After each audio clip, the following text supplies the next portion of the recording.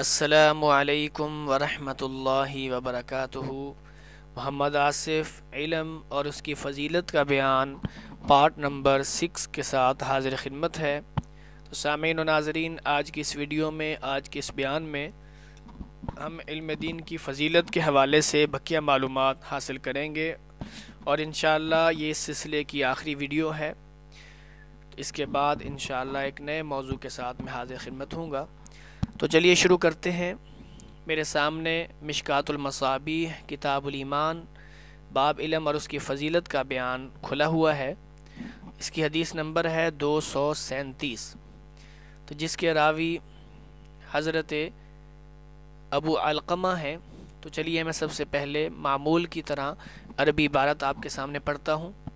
وعنہ فیما اعلم عن رسول اللہ صلی اللہ علیہ وسلم قال ان اللہ عز وجل يبعث لهذه الأمة على رأس كل مئة سنة من يجدد لها دينها رواہ ابو داود۔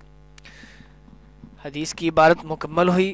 راوی حدیث یعنی ابو علقمہ بیان کرتے ہیں کہ میری معلومات کے مطابق ابو ہریرہ رضی اللہ تعالیٰ عنہ، جو کہ صحابی رسول ہیں، یہ اللہ کے رسول صلی اللہ علیہ وسلم سے مرفوع روایت بیان کرتے ہیں کہ آپ صلی اللہ علیہ وسلم نے فرمایا، اللہ عز وجل اس امت کے لیے ہر 100 سال کے آخر پر کسی ایسے شخص کو بھیجے گا جو اس کے لیے اس کے دین کی تجدید کرے گا۔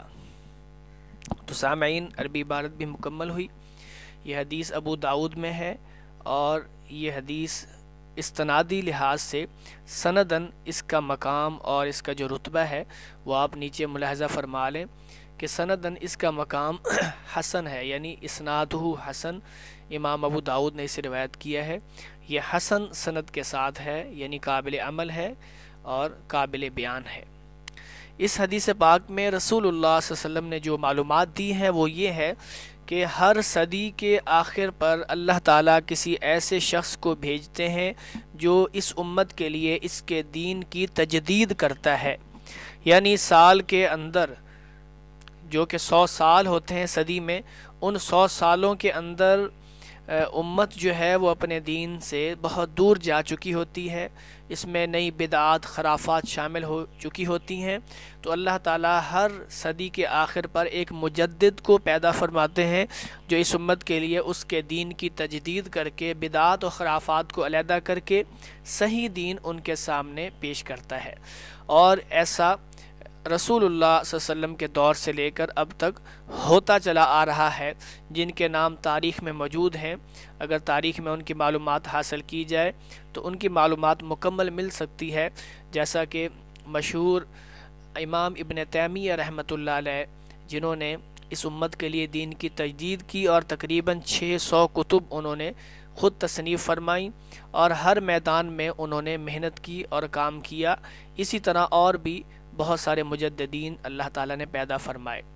تو یہ بھی اللہ تعالیٰ کا اس امت پر بڑا احسان ہے کہ اس امت پر اللہ تعالیٰ مجددین کو بھیج کر ان کو ان کے علم کی طرف جو کہ صحیح رہنمائی ہوتی ہے اللہ تعالیٰ ان کے ذریعے کرواتا ہے۔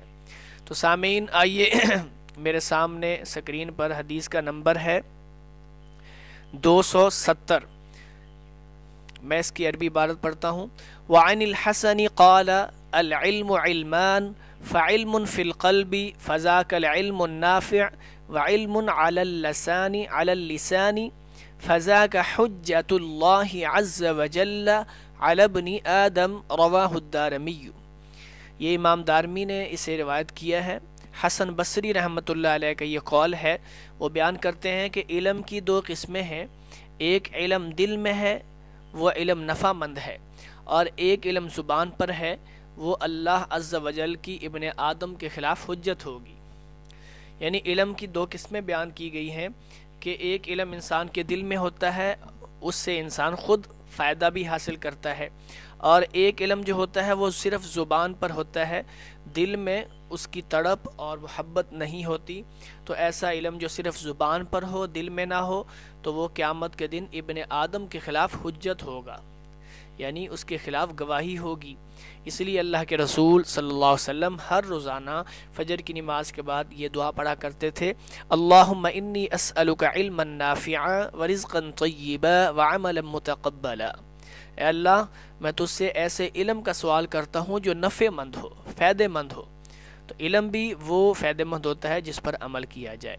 تو سامعین، آج کے اس بیان کی آخری حدیث میں آپ کے سامنے بیان کرنے لگا ہوں، تو انشاءاللہ اس کے بیان کے بعد میں اپنا یہ موضوع ختم کروں گا اور آپ سے اجازت چاہوں گا۔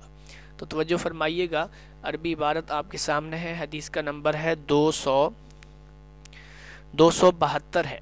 وعن عبد اللہ رضی اللہ عنہ قال یا ایہا الناس من علم شیئا فلیقل به ومن لم یعلم فلیقل اللہ اعلم فإن من العلم أن تقول لما لا تعلم الله أعلم قال الله تعالى لنبيه قل ما أسألكم عليه من أجر وما أنا من المتكلفين متفق عليه۔ سامعین و ناظرین، عربی عبارت مکمل ہوئی، بخاری مسلم کی روایت ہے، جناب عبداللہ بن مسعود راوی ہیں رضی اللہ تعالیٰ عنہ۔ یہ بیان فرماتے ہیں کہ لوگوں کو مخاطب کر کے بیان فرماتے ہیں کہ لوگوں، جس شخص کو کسی چیز کا علم ہو تو وہ اس کے متعلق بات کرے۔ یعنی اگر کسی بات کا علم ہے، کسی آیت اور حدیث کا، کسی مسئلے کا پتہ ہے، وہ تو لوگوں کے سامنے بات کر سکتا ہے، اور جسے علم نہ ہو تو وہ کہے اللہ اعلم، یعنی اللہ بہتر جانتا ہے۔ کیونکہ جس چیز کا تجھے علم نہ ہو اس کے متعلق تمہارا یہ کہنا کہ اللہ بہتر جانتا ہے، یہ بھی علم کی بات ہے۔ کیونکہ اگر کسی بات کا علم نہیں اور اس کو یوں ہی غلط سلط بیان کر دینا تو یہ بہت بڑا گناہ ہے، اور یہ قیامت کے دن بہت بڑی اس کے خلاف حجت ہوگی، تو اس کا وہ جواب نہیں دے پائے گا۔ اس لیے جس چیز کا علم ہو اس کے بارے میں یہ کہہ دینا چاہیے کہ بھائی وہ مسئلہ بیان کر دینا چاہیے، مجھے علم ہے، اور اس کی تفصیل مکمل بیان کر دینی چاہیے۔ اور جس مسئلے کا علم نہ ہو تو پوچھنے والے کو یہ کہہ دینا چاہیے کہ اللہ عالم، اللہ بہتر جانتا ہے۔ یہ کہنا بھی علم کی بات ہے۔ تو اللہ تعالیٰ نے اپنے نبی سے فرمایا قل ما اسألکم علیہ من اجر، اے نبی آپ کہہ دیجئے کہ میں اس پر تم سے کوئی اجر نہیں مانگتا اور میں تکلف کرنے والوں میں سے نہیں ہوں۔ یعنی یہ جو علم بتانا ہے، سکھانا ہے، تو اس کا میں اجر تم سے نہیں مانگتا، اور نہ ہی میں تکلف کے ساتھ کہ جس چیز کا مجھے پتہ ہی نہیں ہے تو اس کو میں اپنے ذہن سے سوچ کے اس کی اپنی اختراع بنا کے میں اس کا جواب دوں، تو مجھے اس کی کوئی ضرورت نہیں۔ اس لیے جس بات کا پتہ ہو بتا دینا چاہیے، جس بات کا پتہ نہ ہو، علم نہ ہو جس مسئلے کا، تو اس کے بارے میں یہ کہنا چاہیے کہ اللہ اعلم، اللہ بہتر جانتا ہے۔ یہ بھی ایک علم کی بات ہے۔